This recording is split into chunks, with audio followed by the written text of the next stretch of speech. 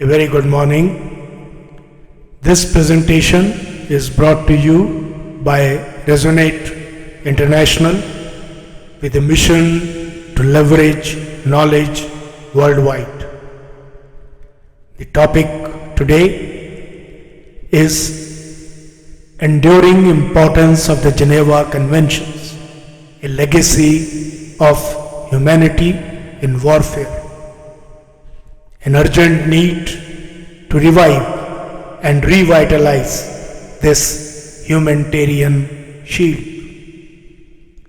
Ladies and gentlemen, the alarming state of global compliance with Geneva Convention Humanitarian Laws is a troubling state of affairs today, as this shield, designed for protecting innocents during armed conflicts, is becoming more fragile with every passing day in modern warfare.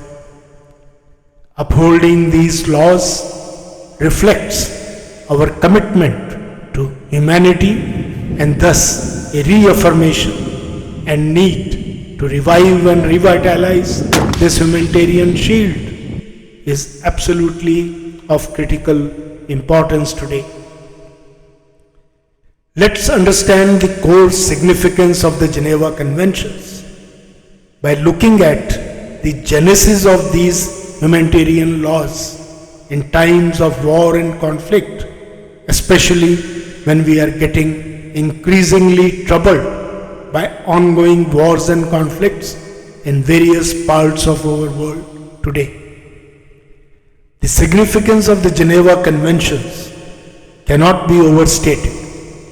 These treaties represent the international community's commitment to upholding human dignity during one of the most trying circumstances, war. The conventions reflect a global consensus that all wars have limits. The Geneva Conventions were first adopted in 1864, inspired by the humanitarian efforts of Henry Dunant, the founder of the International Committee of the Red Cross, ICRC. The conventions were revolutionary as they codified protections for the wounded and sick, prisoners of war, and civilians, reflecting a collective moral awakening and ethical conduct in warfare. The most comprehensive revisions occurred in 1949 in the aftermath of the World War II. These revisions resulted in 4 distinct conventions, each addressing different aspects of humanitarian protection. Let's look at these 4 pillars of humanity. First, protection of the wounded and the sick. It ensures that soldiers who are wounded or ill on the battlefield are treated humanely and receive medical care without discrimination. Second is treatment of prisoners of war. It establishes that prisoners of war must be treated humanely, protected from violence, intimidation, and insults, and provided with adequate living conditions. Third, protection of civilians. It ensures the safety and security of non-combatants during conflicts, prohibiting attack on civilians and civilian infrastructure. Fourth, prohibition of hostage taking. It outlaws the taking of hostages under any circumstances. The above principles have guided the conduct of war for over 7 decades now, embodying the hope that even in conflict, humanity can prevail. Let's look at the relevance through these decades. The Geneva Conventions have remained relevant throughout the decades, adapting to changing nature of warfare. They have provided a legal framework for the protection of millions of individuals affected by war, including soldiers, prisoners, and civilians. From the Cold War to the Gulf Wars, these treaties have been invoked to ensure the humane treatment of individuals. The 1977 additional protocols further expanded the Convention's reach, addressing issues like the protection of civilians in internal conflicts and the use of indiscriminate weaponry. The conventions have not only shaped international law, but also influenced national military doctrines, thus ensuring that armies worldwide train their soldiers in principles of humanitarian law. Moreover, the International Committee of the Red Cross, ICRC, has played a crucial role in monitoring compliance and advocating for the Convention's enforcement. In spite of the good relevance and good nature, there has been a big decline. Let's look at the reasons. Evolving nature of warfare is the first reason. Modern conflicts have shifted from traditional state-on-state wars to complex asymmetrical wars involving non-state actors, insurgent groups, and terrorists. The Geneva Conventions, primarily designed for conventional warfare, struggle to address the legal and ethical challenges posed by these new forms of conflict. The second is lack of enforcement mechanisms. The Geneva Conventions lack robust mechanisms for enforcement. While violations are condemned, the international community often fails to take decisive action against violators, rendering the conventions more symbolic than being effective. Third is selective application by powerful states.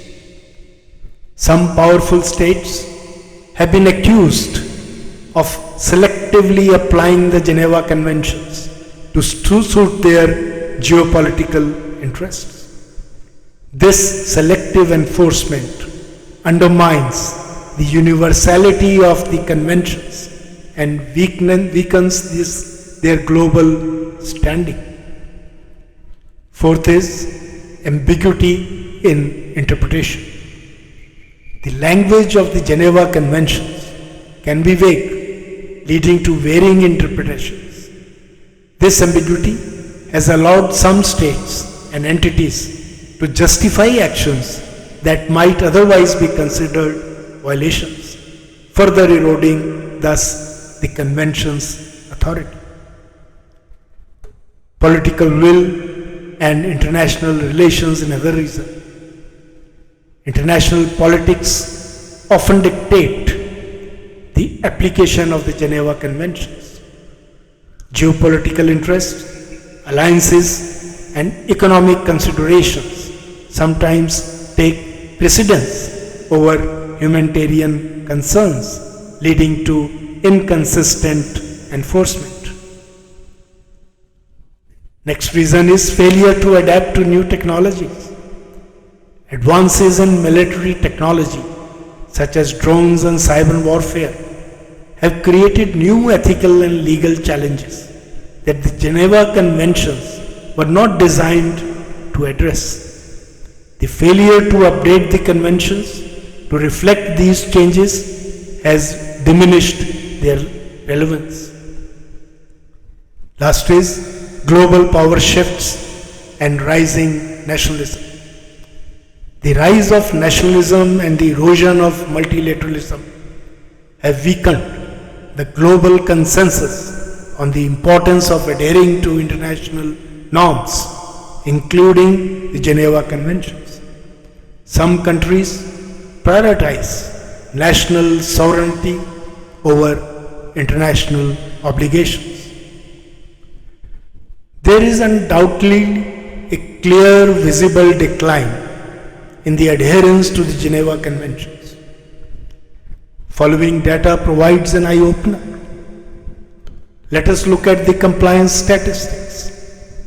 According to ICRC, violations of the international humanitarian law have been reported in 70% of contemporary conflicts. The number of civilian casualties has increased, with over 90% of deaths in modern conflicts being non-combatants. The second data is another eye-opener: enforcement challenges. Only 40% of countries have incorporated the Geneva Conventions into their national legal frameworks, and even fewer have established effective mechanisms for prosecution. The third is public perception. A 2022 survey by the ICRC found that only 30% of people in conflict zones believe that the Geneva Conventions still protect them, reflecting a growing disillusionment with the treaties.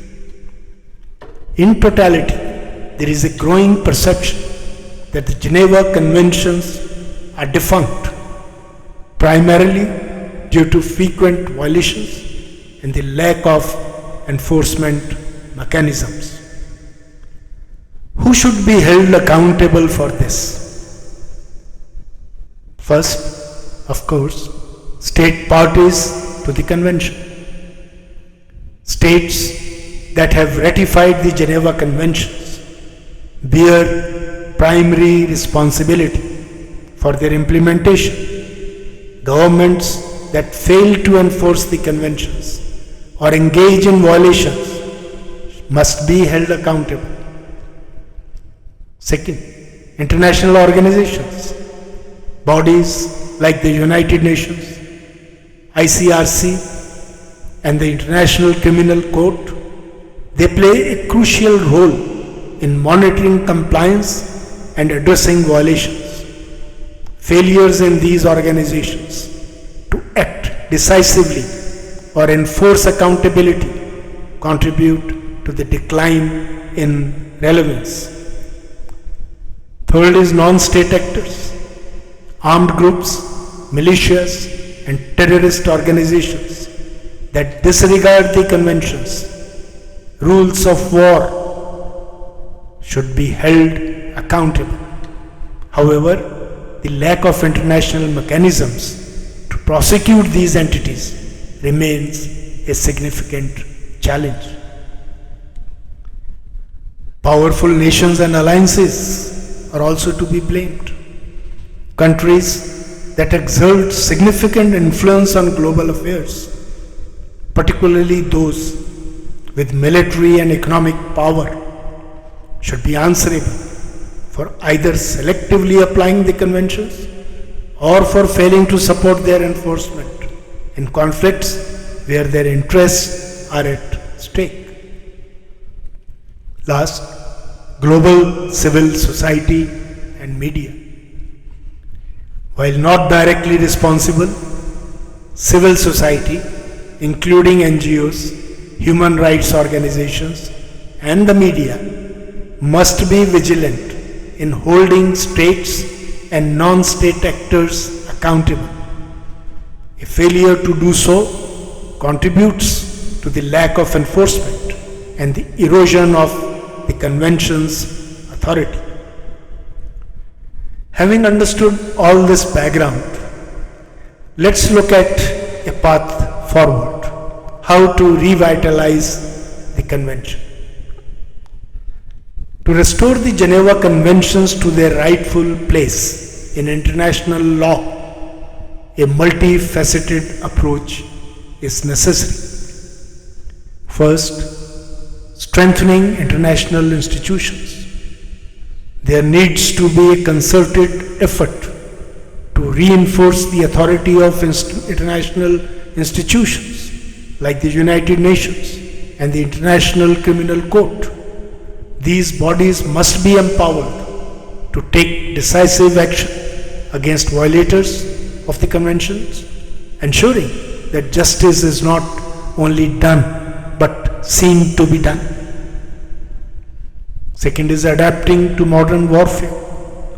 The conventions must be updated to address the realities of modern warfare, including the challenges posed by non-state actors and cyber warfare.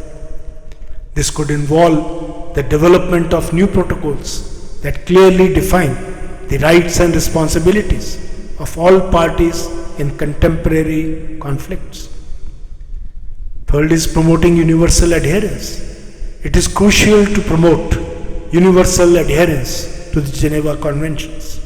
This can be achieved through diplomatic efforts, including making adherence to the conventions a condition for international aid or membership in global organizations. Last but not the least, educating future generations. The principles of the Geneva Conventions should be integrated into educational curricula worldwide by fostering a culture of respect for humanitarian law from young age. Future generations will be better equipped to uphold these values in times of conflict. What can be the start point? Looking around today, it is clear that failure to adhere to the conventions leads to violence, suffering, and disregard for human dignity. Every nation must therefore renew commitment to the Geneva Conventions and make tangible humanitarian improvements in conflict-affected areas. Ratify and uphold the international human law treaties and ensure new technologies of warfare also adhere to the law. In today's situation, the United Nations Security Council should act as the primary enforcer of the Geneva Conventions. The UNSC has the authority to take collective action, including imposing sanctions, authorizing the use of force, and establishing international tribunals to hold violators accountable. Given its unique mandate to maintain international peace and security, the UNSC is best positioned to enforce adherence to the Geneva Conventions, provided that its members act collectively and impartially, setting aside geopolitical interests for the sake of global humanitarian standards. In conclusion, ladies and gentlemen, the Geneva Conventions are more than just a set of treaties. They are a testament to our shared humanity. As we navigate an increasingly complex and dangerous world, it is imperative that we do not lose sight of the principles that bind us together. By revitalizing the conventions and adapting them to the challenges of the 21st century, we can ensure that the horrors of war are met with enduring strength of our collective moral consciousness. As history has shown, the Geneva Conventions represent a beacon of hope in the darkest of times. They remind us that even in war, there are rules, lines that must not be crossed. In a world where these lines are increasingly blurred, it is our responsibility to redraw them with clarity and conviction. The time to act is now. Let us recommit to the Geneva Conventions, for in doing so, we reaffirm our commitment to the very essence of what it means to be human. Thank you very much, and God bless.